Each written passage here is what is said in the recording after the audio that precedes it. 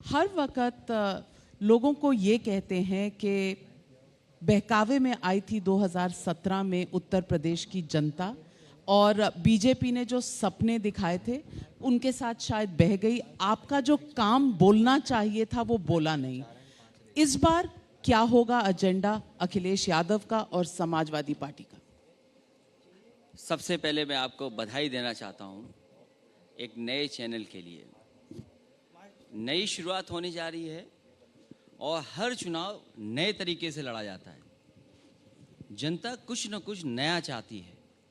जो attraction Bharatiya Janata party के प्रति कुछ दिन पहले था वो शायद अब नहीं दिखाई दे रहा है, और वो कारण ये है कि जनता को बहुत वादे और सपने दिखाए गए।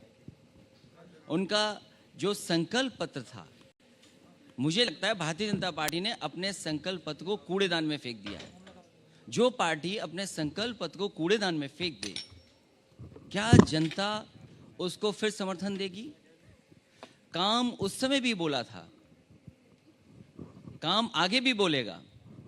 और इस बार जनता ने मन बनाया है कि जो पार्टी उत्तर प्रदेश को विकास, खुशहाली, तरक्की के रास्ते पर ले जाएगी, जो किसानों का सम्मान करेगी, नौजवानों के हाथ में नौकरी और रोजगार देगी, जो पिछड़े और दलितों का सम्मान करेगी, सभी को साथ लेकर के चलेगी, ऐसे दल को इस बार मौका जनता देने जा रही है।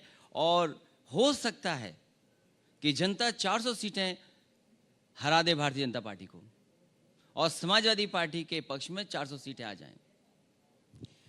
नहीं, अगर ऐसा हो जाए तो बिल्कुल लॉटरी खुल जाएगी, क्योंकि 317 सीट मिली थी पिछली बार भारतीय जनता पार्टी को। लेकिन विकास आप कहते हैं कि पिछले 5 साल में हुआ नहीं। तो फैक्ट से शुरू करें। ऐसा कौन सा विकास है, ऐसे कौन से वायदे हैं जो नहीं किए पूरे उत्तर प्रदेश में योगी आदित्यनाथ जी की सरकार ने? ऐसी कौन? आप एक्सप्रेसवे से हमेशा शुरू करते हैं। एक्सप्रेसवे के तो 4 नमूने बता दिए हैं योगी आदित्यनाथ की सरकार ने। 68% कंप्लीशन ऑफ पूर्वांचल और 80% बन गई है रोड जो गोरखपुर वाली है, और गंगा एक्सप्रेसवे बन रहा है, तमाम एक्सप्रेसवे बन रहे हैं। विकास तो हुआ है, लेकिन आप कन्विंस्ड क्यों नहीं? भारतीय जनता पार्टी को सबसे पहले तो झूठ प्रशिक्षण केंद्र खोल देना चाहिए। उनका कौन सा एक्सप्रेसवे है अपना? मुझे याद है वो दिन जिस समय मुख्यमंत्री जी पहली बार झांसी गए थे। शायद उनके जीवन की पहली यात्रा वो झांसी की थी। वहां जाकर के उन्होंने 2 वादे किए। कहा कि झांसी से सीधे दिल्ली के लिए एक्सप्रेसवे बनेगा, और दूसरा उन्होंने कहा कि मेट्रो जिस तरह से बड़े बड़े शहरों में है, वो मेट्रो झांसी और गोरखपुर में बनेगी। मैं ये जानना चाहता हूं कि जो झांसी से वादा किया था एक्सप्रेसवे का, क्योंकि उन्हें ये जानकारी नहीं थी, झांसी के बाद मध्य प्रदेश शुरू हो जाता है। वो मुख्यमंत्री उत्तर प्रदेश के हैं, वो मध्य प्रदेश के मुख्यमंत्री नहीं है। वो एक्सप्रेसवे कभी नहीं बना दिल्ली को सीधा जोड़ने वाला। मेट्रो जो समाजवादी सरकार में शुरू हुई थी, जितनी भी, चाहे वो आगरा की मेट्रो हो, चाहे वो कानपुर की हो, और लखनऊ से बेहतर कौन जानेगा, लखनऊ में जितनी समाजवादी सरकार में मेट्रो जहां तक गई थी वहीं से वापस आ जाती है, आगे जाने का नाम नहीं ले रही, वो इस सरकार की वजह से। मैं जानना चाहता हूं कि गोरखपुर में कौन सी मेट्रो बन गई, जो सबसे पहला वादा था। और सवाल ये नहीं है, सवाल सबसे बड़ा ये है कि संकल्प पत्र में सबसे पहला वादा ये किया गया कि हम किसानों की पैदावार की आय दोगुनी कर देंगे। क्या इस महंगाई में आय दोगुनी हो गई? डीजल, पेट्रोल, जरूरत की चीजों का सामान कितना महंगा हो गया? आज आय दोगुनी है कि नहीं है? ये सरकार बताती है कि हमने भुगतान इतना किया है। सरकार से किसान भुगतान नहीं जानना चाहता है। गन्ने का किसान ये जानना चाहता है कि आखिरकार उनका बकाया कब तक मिलेगा। बिजली किसने महंगी की? मुख्यमंत्री जी के नाम मुंह से जाने क्या क्या सुन सकते हैं आप। आज तक उन्होंने उत्तर प्रदेश में बनने वाले जितने भी बिजली के कारखाने, उनका एक का नाम लिया हो?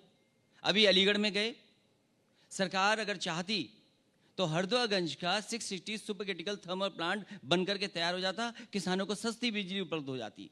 क्यों बिजली के कारखाने की बात नहीं की? कानपुर देहात में 3x660 super critical thermal plant लग रहा है जो कि 2000 मेगावाट का, उसकी बात क्यों नहीं की? ललितपुर में जो लगना शुरू हुआ था 3x660 super critical thermal plant लग गया, उसकी बात क्यों नहीं करते हैं? तो बिजली लगने का काम नहीं बता रहे हैं, बकाये की बात नहीं कर रहे हैं, अपना संकल्प खुद नहीं पढ़ते हैं, संकल्प लागू नहीं कर, तो जनता वोट क्यों देगी इन्हें? जनता वोट नहीं देगी, ये जनता तय करेगी। लेकिन मैं आपसे पूछना चाहती हूं कि इस चुनाव में बात विकास की कर कौन रहा है? कौन सी पार्टी कर रही है?